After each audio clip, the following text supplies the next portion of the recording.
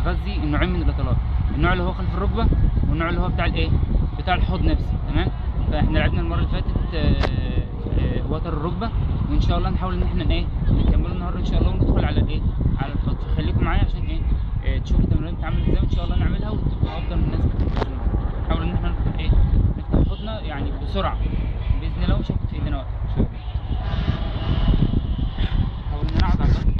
تمام. افتح رجليا برضو، احاول ان انا افردها على قد ما اقدر. تمام.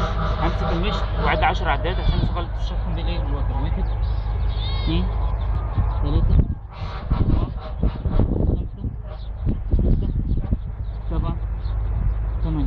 تمام. احاول ان انا افرد رجليا اليمين. تمام. الوضع هيبقى سهل ان شاء الله مش صعب، بس انت حاول تنفذه بس. تمام. وامسك رجليا وهنزل 1 2 3 4 5 6 7 8 9. اغير رجليا، اعمل الشنج رجليا واخلي الرجل التانية ورا. 1 2 3 4 5 6 7 8 9 10. تمام. زي ما انا كده يا شباب، احاول ان انا ايه هنزل بنفس الوضع دوت، وضع الستارفيش، وضع الايه ستارفيش. احاول ان رجليا دي ايه تبقى مفروده ودي ايه متنيه قدر الامكان. احاول ان انا ايه ارفع رجليا لفوق وهنزلها لتحت، ورجليا تكون مفروده مش متنيه. تمام. قدر الامكان. 1 2 3 4 5 6 7 8 9 10. اعمل شيء رجليا. تمام.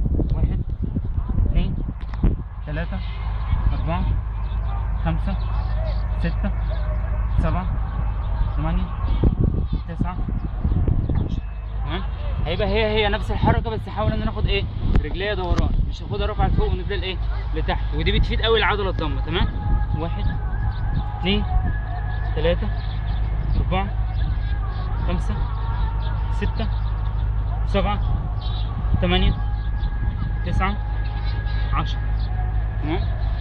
الرجل الثانيه 1 2 3 4 5 6 7 8 9 10.